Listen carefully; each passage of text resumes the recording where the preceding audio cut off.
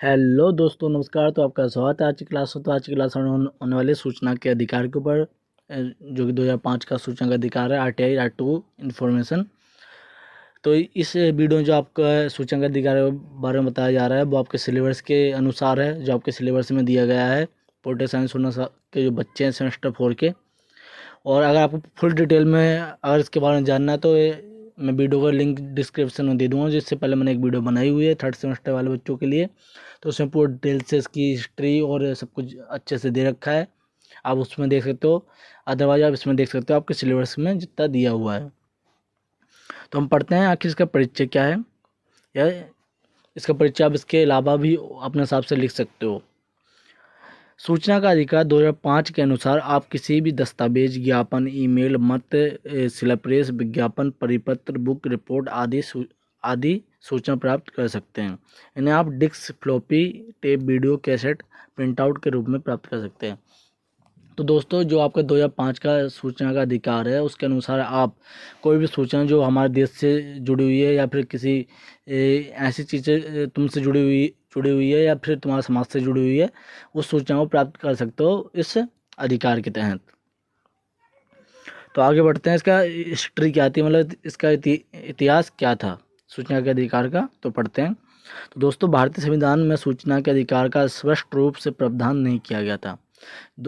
तो जो सूचना का अधिकार था उसका स्पष्ट रूप से प्रावधान नहीं किया गया था, क्योंकि ये बाद में आया 2005 में। क्योंकि इसके लिए लोगों ने बहुत संघर्ष किया, इसके लिए बहुत से मामले आए जिसमें केस हुए, और बहुत से लोगों ने समुदाय बनाकर इसको लाने का प्रयास किया गया, जिसके इतने प्रयासों के बाद सूचना का अधिकार आया है। तो मैं अभी बता रहा हूँ कि अगर आपको फुल डिटेल में इसके बारे में जानना है तो वीडियो के डिस्क्रिप्शन में लिंक पड़ा है, उस वीडियो को आप देखें। 3rd सेमेस्टर वाले बच्चों के लिए मैंने वीडियो बनाई थी सूचना का अधिकार की, आप उसमें भी पढ़ सकते हो। और आपको अच्छे से जानना है, इसमें आपके सिलेबस के अनुसार ही मिलेगी सारी चीज़ें। दूसरी ओर, सरकारी गोपनीय अधिनियम 1923 2001 में निरस्त हो गया था, जो सरकार को किसी भी दस्तावेज को गोपनीय घोषित करने की शक्ति प्रदान करता था। तो दोस्तों, इससे पहले जब ब्रिटिश सरकार थी तो उसने 1923 में एक कानून बनाया था, जिसमें हम कोई भी सरकारी जानकारी उसको गोपनीय रख सकती थी भारत सरकार। तो इस नियम के तहत ऐसी बहुत सी जानकारी थी जो सरकार जनता तक नहीं पहुंचने देती थी और मीडिया तक नहीं पहुंचने देती थी। और जैसे कि आपने भोपाल त्रासदी के बारे में पढ़ा होगा पिछले सेमेस्टर्स में। वो भोपाल त्रासदी को नहीं बताया गया था, बहुत बाद में बताया गया था, जब वो अत्यधिक उससे नुकसान हो चुका था। तो वो किस लिए नहीं बताया गया था, वो इस अधिनियम के तहत 1923 के, जो कि 2001 में निरस्त कर दिया गया था, मतलब हटा दिया गया था। तो आगे बढ़ते हैं। सूचना के अधिकार के संबंध में उत्तर प्रदेश बनाम राजनारायण के मामले में उच्चतम न्यायालय के फैसले को मील का पत्थर माना जाता है। इसमें निर्धारित किया गया था कि देखो दोस्तों, जो ये नारायण मामला है, इस मामले के तहत जो हमारे सूचना के अधिकार की पहल शुरू हुई थी, मतलब इसके लिए जो उत्तर प्रदेश के राजनारायण व्यक्ति थे, उन्होंने इसके लिए संघर्ष किया और पहली शुरुआत इन्हीं के द्वारा की गई 1975 में। इस देश के उसमें जब ये केस मामला हुआ तो कोर्ट ने ये बोला कि इस देश के लोगों के प्रत्येक ऐसे सार्वजनिक कार्यों को जानने का अधिकार है जिसे सार्वजनिक तरीके से किया गया है। मतलब ऐसा कोई भी कार्य या फिर कोई भी प्रक्रिया जो जो सार्वजनिक रूप से, मतलब समाज के लिए की गई है, उसको उसके बारे में जानकारी प्राप्त करने का अधिकार जनता को है। वे प्रत्येक सार्वजनिक लेन देन के वितरण के सभी पहलुओं को भी जानने का अधिकार है। उन्हें जितने भी जैसे कि लेन देन हो, किसी देश में लेन देन किया हो या कुछ भी किया हो, या फिर हमारी सरकार ने कुछ भी ऐसा कार्य किया हो जो सार्वजनिक रूप से हो, तो उसको जानने का अधिकार जनता को है इस कानून के तहत।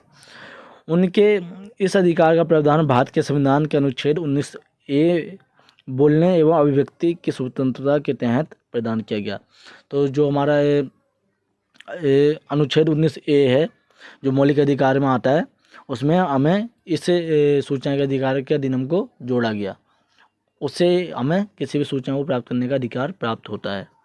तो आगे बढ़ते हैं। सूचना का अधिकार 1975-77 के आपातकाल के दौरान सूचना और प्रेस सेंसरशिप के दमन के खिलाफ आक्रोश का परिणाम था। तो सूचना के अधिकार को लाया क्यों गया? जब आपको पता होगा, जब 1975 और 77 में जो आपातकाल लगा था, तो आपातकाल के दौरान ये हुआ था कि मीडिया को सेंसरशिप लगा दी गई थी कि कोई भी खबर या कोई भी सूचना लोगों तक नहीं पहुंचाई जाएगी। सरकार के हिसाब से ही मीडिया अपना कार्य करेगी, ना कि लोगों के हिसाब से। तो उसी के खिलाफ लोगों ने दमन करते हुए सूचना के अधिकार के लिए मांग की। 1977 के लोकसभा चुनाव में जनता दल द्वारा सरकारी गोपनीयता अधिनियम 1923 में संशोधन का सुझाव देने के लिए एक कार्यदल गठित करने का आश्वासन दिया।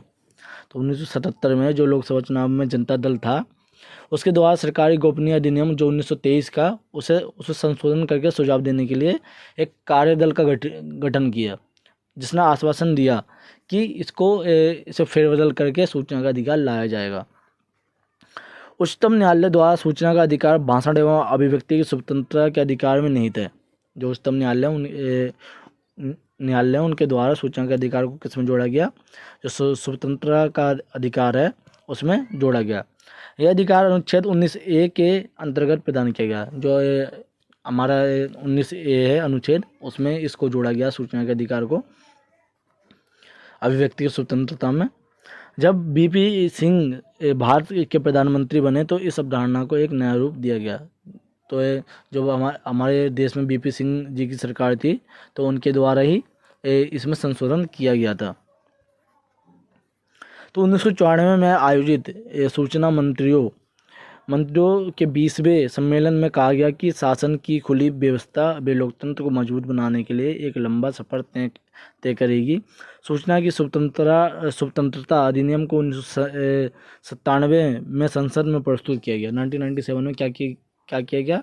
सूचना के अधिकार को संसद में पेश किया गया, जिसे 2002 में संसद में पास किया गया, और इसे 2002 में संसद में पास किया गया। अंततः इसे व्यापक रूप से सूचना का अधिकार अधिनियम 2005 द्वारा स्थापित किया गया। दोस्तों, वैसे इसकी जो पूरी कहानी है, 1997 में संसद में इसको प्रस्तुत किया गया था और 2002 में इसे पास किया गया था, परंतु फिर भी इसे लागू नहीं किया गया 2003 में, और ना ही 2002 में, ना ही 2004, 2005 में क्यों किया गया? तो इसको अगर आप डिटेल में पढ़ना है तो आपको फुल इसका इतिहास पढ़ना पड़ेगा। जो नीचे वीडियो दी हुई है, डिस्क्रिप्शन में लिंक दिया है, आप उसमें देख सकते हो। इसको अगर आपको फुल नॉलेज जाननी है, अच्छे से पढ़ना है। तो आगे बढ़ते हैं। सूचना का अधिकार 2005। तो आखिर सूचना का अधिकार 2005 है क्या? तो ये अधिनियम नागरिकों को सुचारू रूप से एक सूचना देने के लिए लोक प्रशासकों को रिकॉर्ड बनाए रखने के लिए अनिवार्य करता है।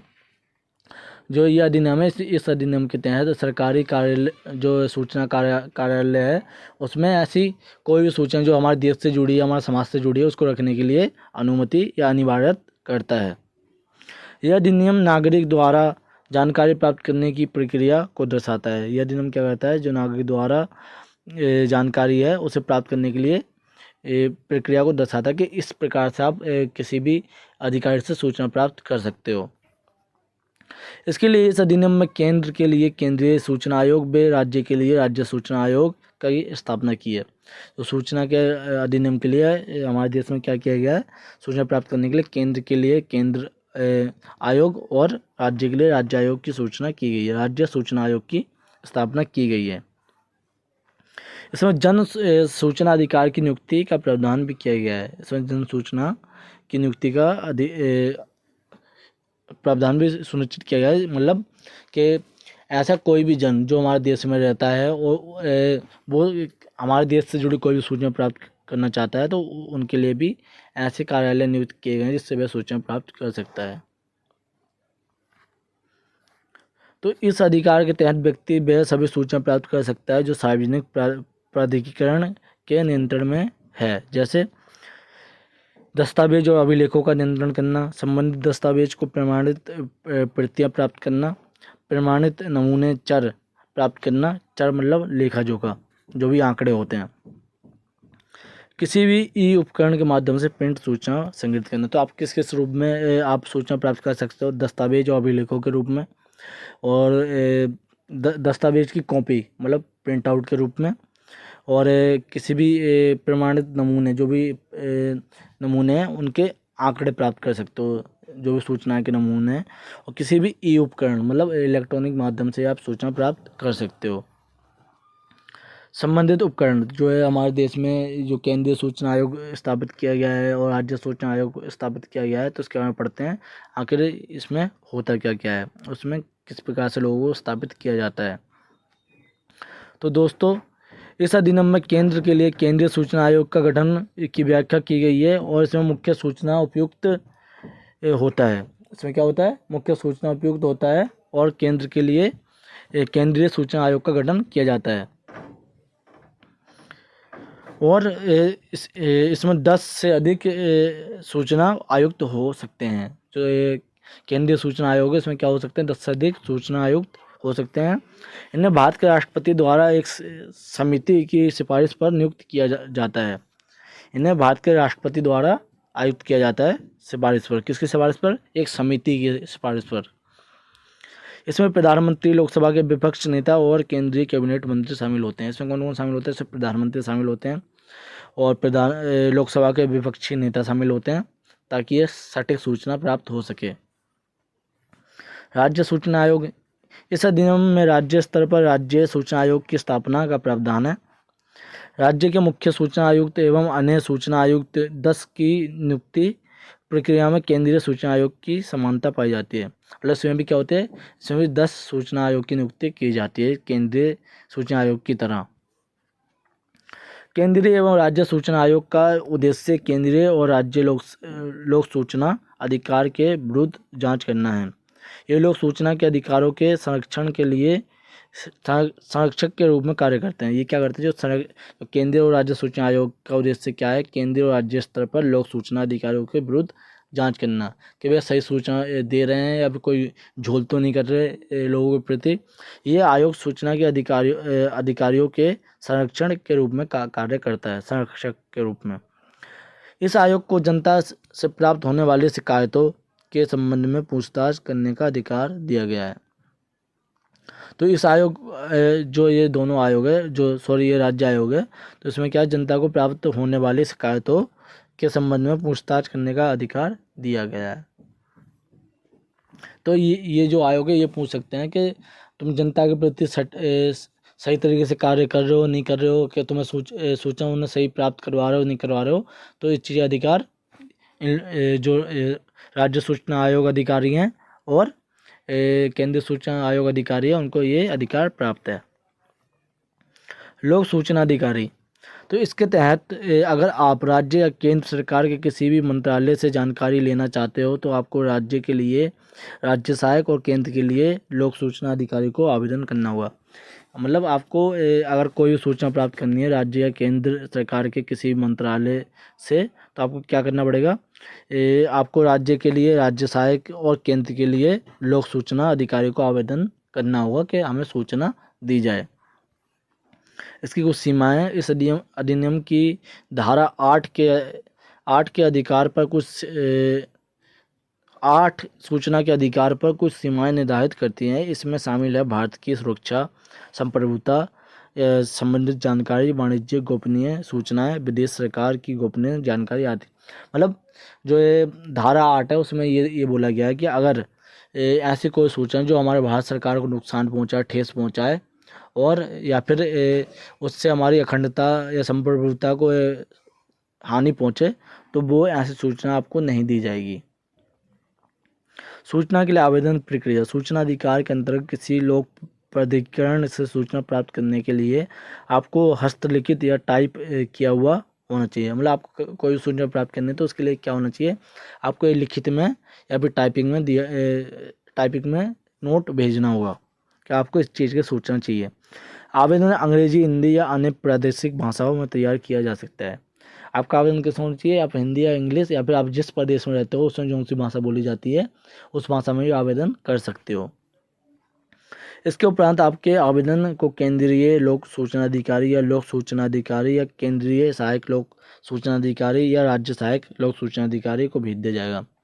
और उसके बाद क्या किया जाएगा, जो आपने नोट भेजा है उसको या फिर केंद्रीय लोक सूचना अधिकारी को भेज दिया जाएगा या फिर राज्य लोक सूचना अधिकारी को, या फिर जो लोक सूचना अधिकारी होते हैं उनमें से किसी को भी भेज दिया जाएगा। 30 दिन के भीतर सूचना प्रदान करने का अनिवार्य है।